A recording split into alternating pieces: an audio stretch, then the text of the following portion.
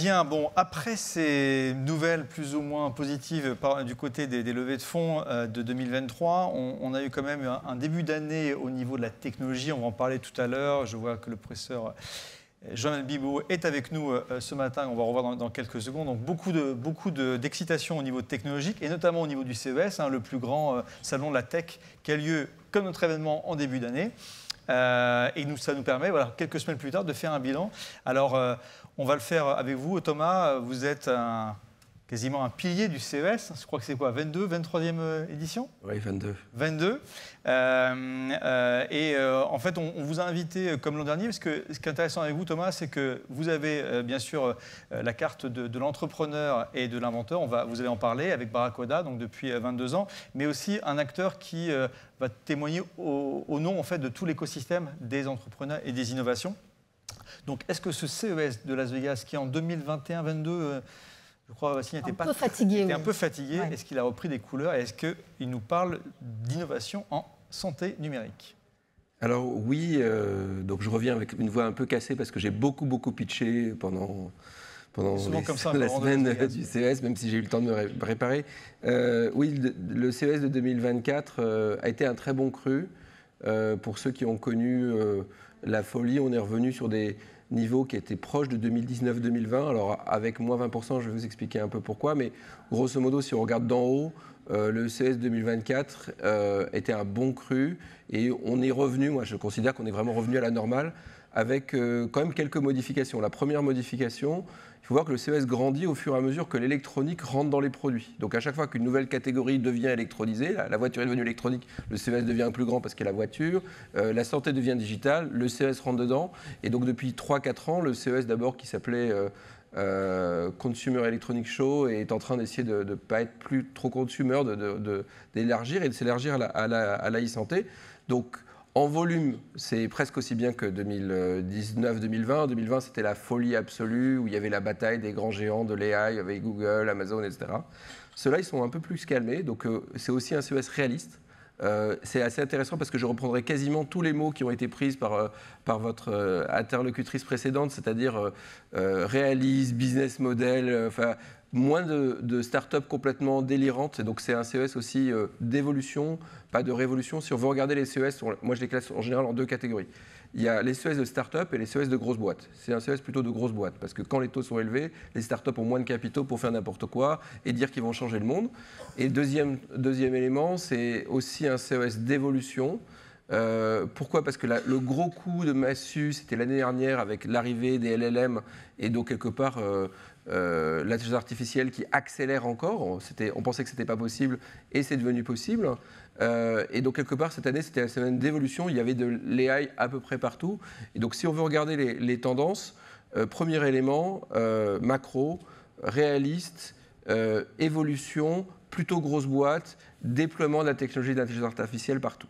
Après, si on regarde en tant que Français, French Tech, etc., vous savez que depuis maintenant presque 8 ans, la French Tech s'établit de plus en plus avec succès et devient la première délégation étrangère au CES. On n'a pas manqué ce rendez-vous, même si on a le sentiment qu'il y a un petit peu moins de start-up. Elles sont d'un peu meilleure qualité. Donc les Français étaient très présents, plus réalistes également. Par contre, ça y est, les gens apprennent. Quand vous présentez une innovation au CES, c'est intéressant. Historiquement, vous aviez 20 boîtes qui faisaient la même chose que vous, si elles marchaient, l'année d'après. Voilà. Là, c'est pas ça. La France a montré qu'on pouvait faire des stands de start-up. Et bien maintenant, la Corée était quasiment, voire un tout petit peu devant nous, en termes de qualité, de différence, etc. Et c'est très important de voir l'avancée de la Corée. Vous aviez l'Italie, la Hollande. Malheureusement, Israël était plus petit que d'habitude compte tenu de la situation géopolitique. Donc, en fait, maintenant, c'est vrai qu'il y a une sorte de... C'est des Jeux Olympiques. Vous avez... nous, on a gagné les médailles d'or, mais limite à côté de la Corée. Donc, ça, c'est au niveau des pays. Et surtout, ce qui est le plus important et qui va rendre un peu ma sélection de ce qui s'est passé en santé un petit peu plus relative, c'est que 2018-2019, tout le monde venait à Las Vegas présenter. Maintenant, vous n'avez plus que tout le monde occidental. Ça veut dire que vous n'avez quasiment plus de sociétés chinoises. ou en tout cas très très peu, et quand ils viennent très discrètement, pas sous le volume qu'ils avaient. Ça, c'est important parce que quand on va parler d'IA et d'innovation, en fait, on est effectivement la pointe de l'innovation occidentale. Il faut voir qu'en santé, pour des raisons de nécessité, les Chinois sont très avancés, utilisent l'AI avec beaucoup moins de tabous que nous pour des raisons réglementaires. Et donc, quelque part, on a une vision, et là, je voudrais faire un petit caveat de ce que je vais dire après, on a une vision occidentale de l'évolution de la santé, et c'est peut-être attristant de ne plus pouvoir voir tout le monde qui fight comme aux Jeux Olympiques pour avoir le meilleur mondial. Donc voilà, ça c'est quand même un élément important. Les Asiatiques reprennent du poil de la bête avec les Japonais et les Coréens, mais un problème sur les Chinois qui sont beaucoup moins présents. Alors après, si on regarde sur l'AI en tant que tel et la santé, donc la santé était présente dans un coin du LVCC, donc pas dans une petite zone. Ça reste encore, pour des raisons de calendrier, petit au regard du CES. Pourquoi pour des raisons de calendrier? Parce qu'en même temps, il y avait la JP Morgan Conference. Et donc, quelque part, quand vous étiez investisseur en santé, vous aviez le choix entre le CES ou ça. Vous passiez un jour au CES, 3 jours à la JP Morgan Conference. Donc, vous n'aviez finalement pas grand monde. Quand je disais AI Everywhere, peut-être pour les tendances principales et ce qu'on a vu. D'abord, Elon Musk a annoncé Neuralink connecté au cerveau, donc les interfaces. Donc AI et interface. Il faut voir qu'un des avantages de LLM aujourd'hui, c'est de favoriser, et des avancées de l'intelligence artificielle, c'est de favoriser les interfaces. Et on a vu pas mal de startups essayer de travailler sur des interfaces, dont nous, on a fait un miroir qui détectait qui s'appelle BeMind, qui détectait votre humeur et votre état de santé mentale et qui derrière essayait de vous remettre un peu en forme. C'était un gros succès, mais on a vu d'autres startups autour de créer des nouvelles interfaces plus naturelles, plus invisibles en fait. Et ça, c'est une des tendances lourdes qu'on va voir. La deuxième chose, c'est le CES, c'est Smart Home. Et donc, quelque part, la maison met de l'AI et la maison est un acteur de la santé. La vision de Barracuda, c'est de transformer votre salle de bain en lieu de soins. Mais d'une manière générale, on est en train d'essayer de transformer à peu près toutes les pièces de la maison en lieu de soins. Donc, nous, on fait des miroirs, nos tapis de bain et nos brosses à dents intelligentes. Mais grosso modo, vous avez maintenant beaucoup de choses autour du lit. Vous avez une recrudescence de quelque chose qui avait déjà échoué dans le passé, des oreillers qui détectent le ronflement, qui détectent toute une série de pathologies. Vous avez des lits entiers qui maintenant regardent votre rythme cardiaque, votre posture et qui essayent d'y remédier. Et donc là, on voit effectivement que l'AI rentre dans la santé au quotidien de ce point de vue-là. Pour aller un peu plus vite, vous avez aussi également des choses intéressantes autour de nouveaux objets. Il faut saluer quand même l'innovation de WeThings qui a essayé le tricorder, qui a eu aussi, avec notre miroir, faisait partie des sélections de la plupart de la presse, puisque le tricorder, c'est donc une nouvelle invention. Alors toujours le challenge, c'est quand vous inventez quelque chose, bravo, attention pour voir si les consommateurs vont s'y retrouver, mais ils ont réinventé le thermomètre et le stéthoscope, et ça a été très apprécié. Il va falloir construire les preuves cliniques. Si on regarde un petit peu, il y a aussi des reculs. Il y avait les toilettes intelligentes, avec beaucoup de promesses depuis 3 ans, et là, ils sont plus là. Donc ça, c'est intéressant, parce qu'il faut toujours se rendre compte de ce qui a disparu. Et donc pourquoi? Parce qu'en fait, les problématiques de valider cliniquement le fait d'analyser les urines, les selles, en fait, c'est des problèmes à la fois mécaniques, techniques et scientifiques, et que pour le moment, personne ne l'a vraiment bien fait au-delà des annonces. Donc c'est intéressant parce qu'on garde en perspective que ça va arriver, mais aujourd'hui, personne n'est encore capable économiquement, donc Toto, qui avait commencé à faire ça, à reculer, et en tout cas recule sur les claims. Les wearables sont partout et nulle part, hein, donc quelque part, toujours au CES, il y a Apple qui n'est pas là, mais tout le monde en parle. Ils ont sorti leur casque de réalité virtuelle à ce moment-là, histoire d'embêter les gens du CES. Et les wearables sont devenus une vraie commodité, avec une grosse difficulté pour tout le monde, à part Apple Health, enfin à part la montre, de trouver un business model. Donc ça, les trackers sont à peu près partout. Et puis si on veut terminer sur un petit peu enfin, s'il y avait un petit peu de trois... ce que je retiens, c'est que la plupart des startups qui avaient des claims, notamment celles qui avaient des claims sur l'utilisation d'une caméra pour faire le rythme cardiaque, etc., il y en a une partie qui est arrivée et qui a obtenu la certification. et une partie qui est morte. Et donc en fait ça c'est très intéressant et je pense que c'est la leçon qu'il faut en tirer, c'est que vous allez au CES, vous pouvez dire ce que vous voulez, mais un an plus tard, ceux qui n'ont pas réussi à obtenir les certifications médicales ne peuvent plus revenir et ceux qui sont revenus une deuxième fois, une troisième fois sont éliminés par le système. Et donc quelque part, ça c'est pour rappeler à toutes les startups du digital l'importance de faire de l'evidence-based et de construire dès le début le plan pour y arriver, parce que tous ceux qui sont morts, c'est ceux qui n'ont pas réussi à aller jusqu'à la preuve clinique. Et d'année en année, on a des primo-entrepreneurs qui font les mêmes erreurs, qui ont une super bonne idée et qui n'ont pas la rigueur nécessaire dans la preuve. Donc c'est peut-être ça tous ceux qui n'ont pas eu de preuve ne reviennent pas en deuxième année ou en troisième année. Et qui est une conclusion souvent qu'on donne sur le CES. 5 ans après l'annonce des innovations, plus de 80% n'existent plus. Donc ça, je pense que c'est une tendance qui est assez lourde au niveau du CES et qui montre la complexité et en même temps tout l'intérêt de l'innovation. Merci Thomas. Merci. Merci. Alors on va continuer à parler du CES avec toi Marie-Jeanne. Pour ceux qui n'auraient pas suivi, on travaille ensemble. Je n'ai pas soudainement décidé de tutoyer mes invités.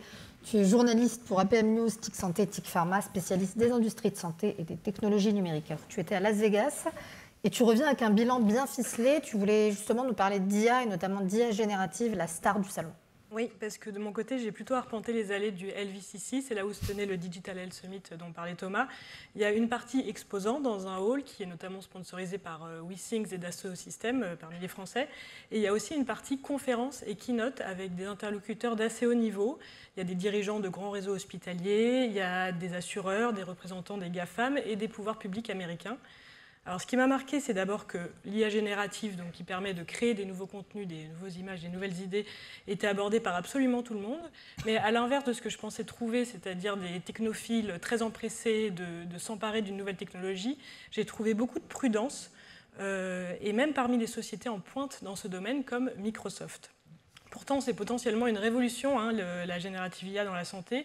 Ça pourrait permettre d'automatiser des tâches administratives, de répondre à un cadre économique contraint, de faciliter le dialogue avec le patient, potentiellement, une IA pourrait potentiellement faire mieux qu'un médecin, prendre en compte des données plus larges pour poser un diagnostic et faire de la prévention.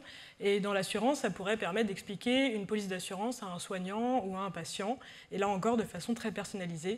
Ce dernier exemple, c'est la PDG de Elevance Health, qui est un des plus gros assureurs de santé américains, qui l'a donné, Gail Boudreau, qui a dit une phrase qui, je trouve, résume bien l'état d'esprit du salon et des conférences. Elle a dit « À court terme, on surestime l'impact de l'IA générative dans la santé, mais à long terme, on la sous-estime ». Alors, elle est utilisée déjà dans les hôpitaux, notamment à Providence, qui est un grand réseau qui compte 50 hôpitaux et 1000 cliniques dans l'Ouest américain. Ils ont fait un partenariat avec Microsoft, notamment pour gérer l'in-basket messaging, c'est-à-dire ces centaines de milliers de messages qui sont envoyés par les patients aux soignants et dont le nombre a explosé depuis le Covid. Alors, selon Sarah Vaezi, qui est la directrice de la stratégie et du numérique de Providence, 40 à 60% de ces messages peuvent désormais être gérés sans intervention humaine grâce à l'IA générative.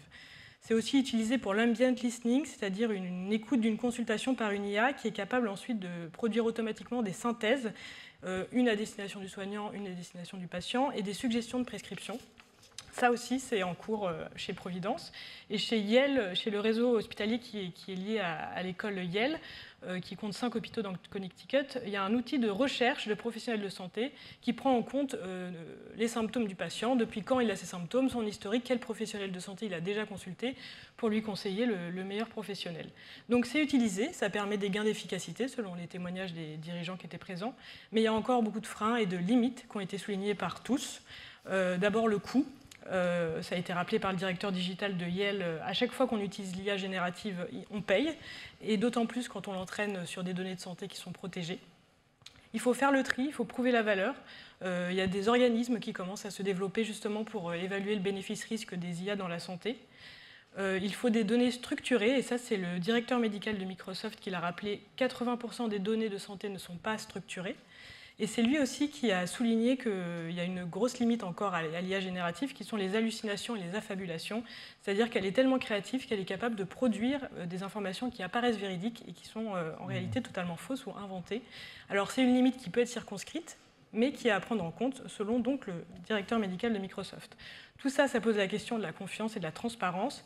Si tout le monde est d'accord pour dire qu'il faut accepter de ne pas tout comprendre à ce qu'une IA générative va donner comme conclusion et pourquoi elle y arrive, il faut être absolument transparent sur les données qui entraînent l'IA, qu'elle ne puisse pas prendre des décisions cliniques seule et sans intervention humaine, et que cela prendra du temps, et qu'il faut donc laisser du temps pour gagner la confiance des utilisateurs, et des patients comme soignants. Enfin, il y a une question qui est un petit peu plus large que la seule IA générative, mais qui la touche aussi, qui sont les biais sociétaux. Ça, c'est intéressant parce que c'est le commissaire de la FDA lui-même qui le dit.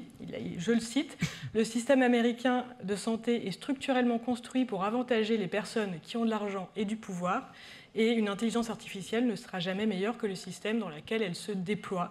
Donc il faut d'abord identifier les biais dans un système pour espérer qu'une intelligence artificielle améliore l'accès à la santé, par exemple. » Enfin, il y a eu la question de régulation, mais alors là, je vous invite à lire TIC Santé pour en savoir plus sur le point de vue des sénateurs américains sur la question. Merci Marion. Effectivement, lisez TIC Santé, TIC Pharma, c'est gratuit et c'est formidable. Merci Marion-Jeanne, et comme vous l'avez dit, je pense que l'IA en santé, mais je pense que Damien ne va pas contredire ce point, voilà, de le retrouver sur TIC Santé, mais maintenant on va parler donc de la note de synthèse. Damien, tu es toujours très attendu chaque année par les milliers de participants. Sur la note de synthèse, alors comme on l'évoque souvent, elle ne peut pas être exhaustive, sinon on ferait peut-être 4000 pages de documents. Mais voilà, l'idée c'est en quelques minutes que tu puisses nous dessiner également les grandes tendances que tu as pu voir avec l'équipe d'Interaction Healthcare que tu pilotes. Et je remercie également tout le travail que tu as pu faire, ainsi que celui de Léa Boulieu qui travaille avec toi sur ce dossier, puis toute l'équipe qui a contribué. Ouais, merci beaucoup Jérôme, et effectivement, merci déjà de m'avoir réinvité sur ce plateau des grandes tendances de la e-santé pour cette année 2024. C'est toujours un plaisir de vous présenter cette nouvelle note de synthèse édition 2024. Et tu l'as dit, mais je voulais remettre une petite pièce dans la machine. Je voulais remercier du coup Léa Boulieu, notre directrice conseil, qui m'a aidé à co-construire cette note de synthèse, parce que comme vous pouvez le prétendre, c'est quand même une note qui demande un gros travail et une veille constante sur toute l'année. Donc voilà, c'était important qu'on puisse aussi remercier l'ensemble des acteurs qui nous accompagnent dans la rédaction de cette note de synthèse. Et vous êtes deux professionnels de santé, est-ce que vous êtes tous les deux pharmaciens ? Les deux pharmaciens, donc ça aide aussi dans la rédaction de ce type de document. Et tu l'as dit, c'est pas possible d'être exhaustif, il y a beaucoup de choses. Donc c'est un document qui fait quand même une centaine de pages, donc qui se veut être le plus exhaustif possible, en détaillant, on va dire, les grandes tendances de manière générale de la e-santé. Et il y a eu quelques nouveautés quand même dans cette note de synthèse par rapport aux éditions précédentes. Déjà, tout d'abord, on a fait évoluer un petit peu le format de cette note de synthèse. Là où l'an dernier et l'année précédente, nous étions sur un format un peu PowerPoint, donc assez adapté à de la présentation. Cette année, nous sommes passés sur un format livre blanc qui permet d'aller un peu plus en profondeur dans une analyse plus détaillée et une présentation plus détaillée des grandes tendances. Et également, la deuxième nouveauté, elle est au niveau du plan, où bien sûr, on va revenir, et c'est les objectifs de la note de synthèse, sur les différents chantiers structurants de la e-santé, donc avec toutes les interventions qui ont eu lieu jusqu'à maintenant et qui sont à prévoir sur toute la journée et ce soir également. Donc on revient sur les différentes actions gouvernementales, les différents projets en cours, les différentes infrastructures, et la nouveauté, elle est également sur la deuxième partie où on aborde un peu plus en détail les grandes tendances de la e-santé, où là, plutôt que de détailler par technologie comme on l'avait fait l'an dernier, on va le détailler par axe, par thématique médicale. Et du coup, on a identifié 6 grandes thématiques. Alors, le seul vilain petit canard, on va dire, c'est l'IA qui est un peu technologique, mais on ne pouvait pas passer à côté de l'IA en tant que telle, tellement elle est partout en ce moment. Et après, du coup, les 5 grandes thématiques que nous, on a identifiées et qu'on a essayé de globaliser dans les différentes approches. Donc, la recherche médicale et la personnalisation des soins, la fluidification du parcours des soins et les gestions des données de santé, le diagnostic, le suivi et la prévention médicale, tout ce qui va concerner l'information médicale, la formation médicale et l'éducation thérapeutique, et enfin les traitements numériques ou digital thérapeutiques. Donc, dans chaque tendance, on développe bien sûr des généralités, qu'est-ce que ça permet, les différents champs d'action, mais également on apporte des exemples concret de ces différents domaines. Donc le but, comme tu l'as dit, c'est d'être le plus exhaustif possible, donner des exemples le plus précis possible afin de vous projeter dans la santé numérique en 2024 et dans les différents enjeux de la santé numérique en 2024. Donc on revient évidemment sur aussi les différentes innovations qu'il y a eu au CES, en essayant de faire aussi un condensé des différentes innovations. On revient sur Barracuda, sur voilà, plein d'éléments. Donc je ne vais pas vous spoiler. Et comme je vous dis, il y a une centaine de pages. Donc le but, ce n'est pas que je vous présente de manière précise l'ensemble du document. Je vous laisserai le lire, sachant que cette note, elle est disponible dès à présent. Donc vous pouvez la retrouver sur le site d'Interaction Healthcare, dans la rubrique blog. Et je vous ai également mis un QR code ici, si vous souhaitez la consulter, la télécharger dès maintenant. Et on espère que cette note sera, on va dire, la plus informative possible afin de générer des discussions. Alors on est désolé, elle est un peu basse. Mais vous inquiétez pas, vous pouvez la retrouver sur le QR code n'est pas très... Non, c'est nous qui le masquons, mais... Voilà. C'est fait exprès, en fait. Allez faire un que les échanges continuent. Passer derrière nous. Donc, Damien, merci pour cette synthèse.